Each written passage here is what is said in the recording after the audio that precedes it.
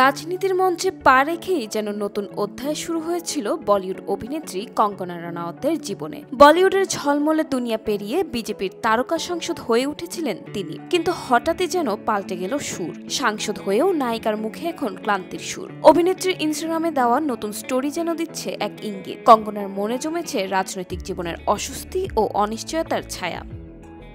ভারতীয় গণমাধ্যম সূত্রে জানা যায়, সম্প্রতি কঙ্গনা বিজেপি তথা কেন্দ্রীয় মন্ত্রী সুরেশ গোপীর একটি সাক্ষাৎকার শেয়ার করেছেন ইনস্টাগ্রাম স্টোরিতে, যেখানে সুরেশ জানিয়েছেন রাজনীতি ছেড়ে তিনি অভিনয়ে ফিরতে চান।